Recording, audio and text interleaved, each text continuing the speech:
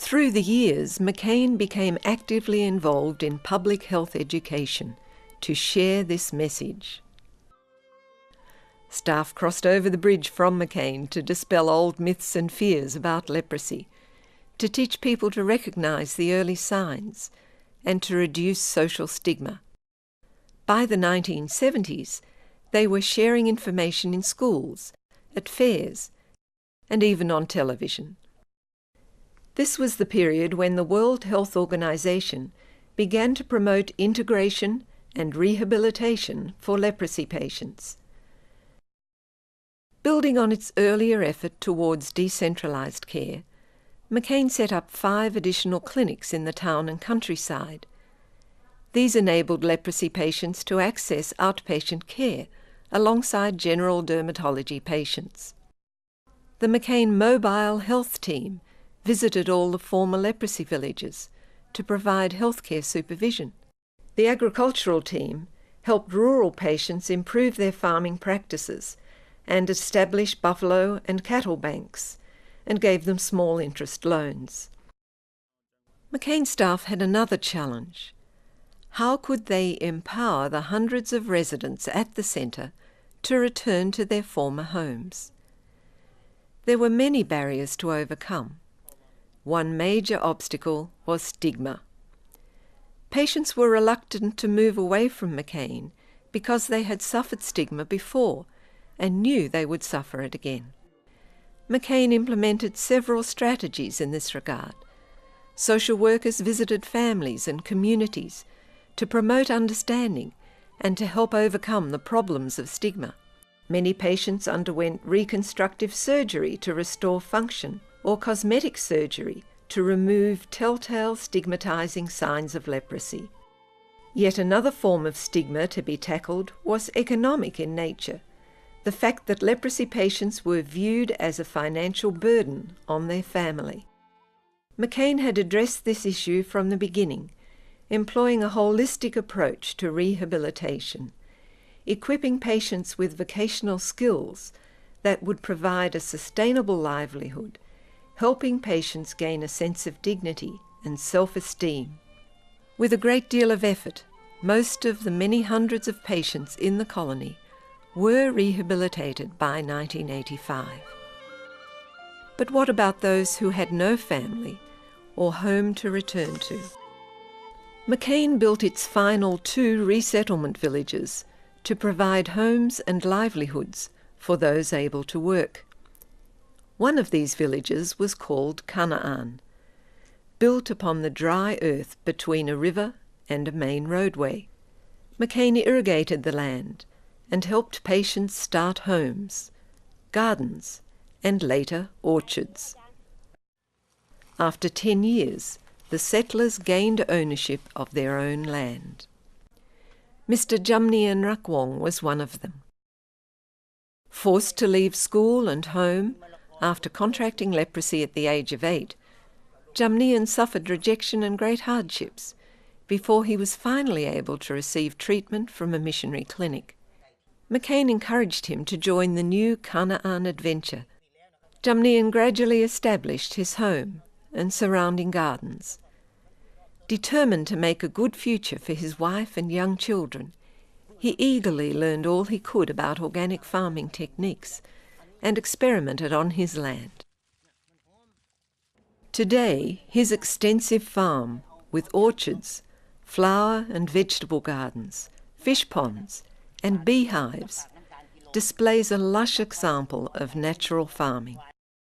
Jamnian is recognized as an expert in natural farming. He has been selected to share his knowledge with students and international groups and teach in the universities. In 2005, Jamnian was feted in Dublin Castle and presented with the Wellesley Bailey Award, recognising the way he has overcome tremendous difficulties as a leprosy sufferer and for his contribution to society. Vocational skill training has been a mainstay in McCain's rehabilitation efforts. In 2007, McCain formalised some of its trainings into sustainable livelihood courses. Topics taught in McCain include producing the microorganisms needed for organic farming, making natural compost, care of pigs, ducks and chickens. They learn how to plan integrated garden plots, producing a variety of vegetables and fruits, and to prepare products for local sales. Trainees can learn home-based activities, such as making shampoo and dishwashing detergent. McCain also provides training for personnel and groups visiting from other countries who are involved in leprosy work and rehabilitation. When the rehabilitation policy was introduced, there were many McCain residents who, like Jamnian, had lost all contact with their families for many years. McCain staff recognised that some were too old and too disabled to start again in community. The North Village in McCain was set aside as a residential community for those individuals and is thriving to this day. Residents elect their own leader and village committee who work with McCain staff to plan village events. Those who can care for themselves live in the cottages, while the blind and infirm live in 2 hostels. Those who require more assistance are cared for in the nursing home wards. Some residents enjoy involvement in activities such as early morning exercises, singing in the church choir. Some spend time gardening, while others have special skills like sewing. Handcrafts and other income generation activities have long been a key part of McCain's ministry. In the early years, resident patients had sheltered workshops where they engaged in blacksmith work, dressmaking, printing, woodwork, and producing lacquerware. Today, patients and their families do most of the craft work in their own homes.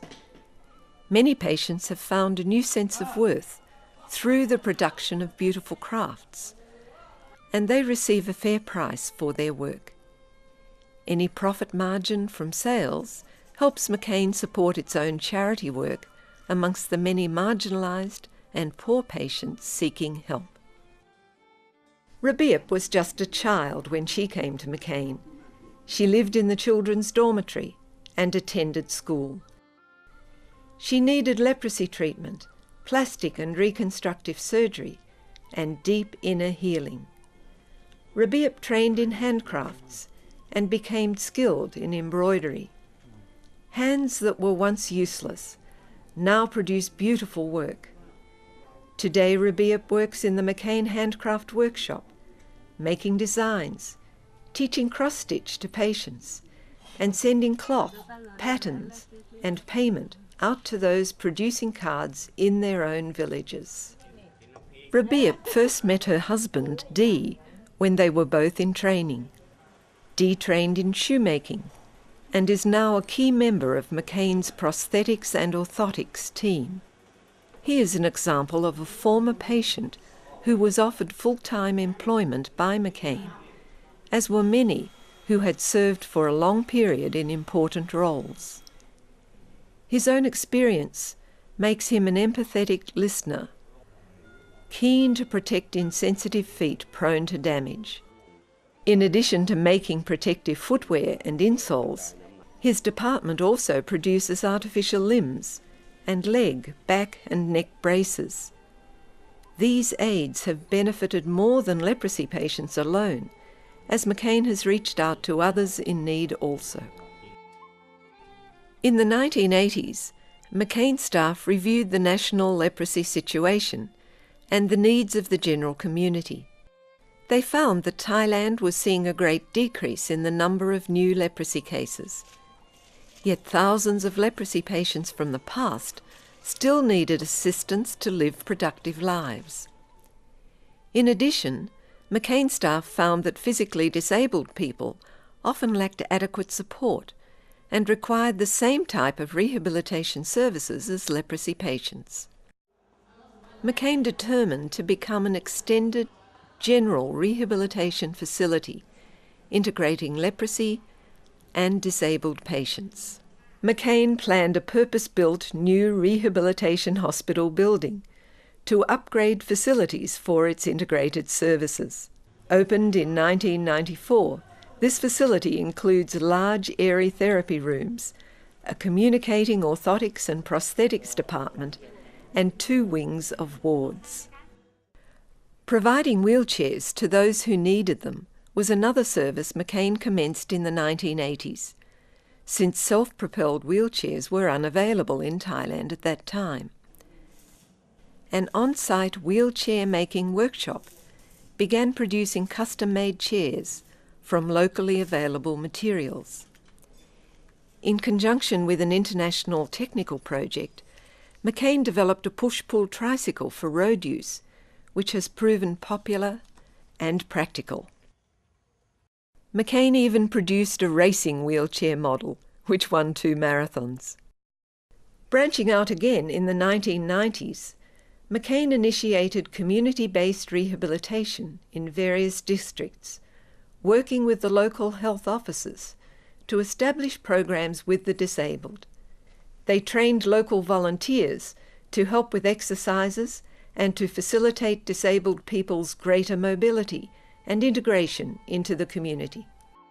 Nong Lak had cerebral palsy and had never walked in her life. Everything changed after she joined one of McCain's community-based rehabilitation projects. After regular exercises, she is able to walk now with the aid of something to lean on. Additional exercises have strengthened her arms and hands so that she's able to do intricate handwork that earns a small income.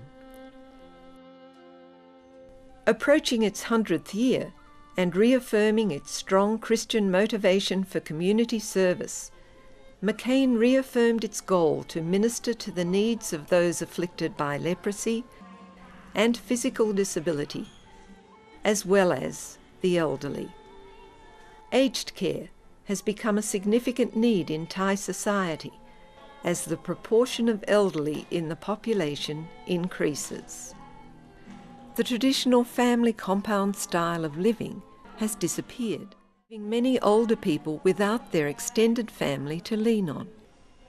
People are living longer, but often require care due to strokes and dementia. In 2007, McCain announced its plan to provide multi-tiered aged care, opening new nursing home care wards in the hospital. In 2008, the cornerstone was laid for the Dok Gao Centre, which includes a central community building, wings of units for semi-independent elderly, and the secure Jasmine House for mobile residents with dementia. McCain is gradually renovating and opening small units for independent elderly. We believe this is pioneering the Aging in Place services of a multi-tiered aged care centre in Thailand, in our beautiful green setting. McCain Rehabilitation Centre has come a long way since the days when the story of the wild white elephant still lingered in people's minds.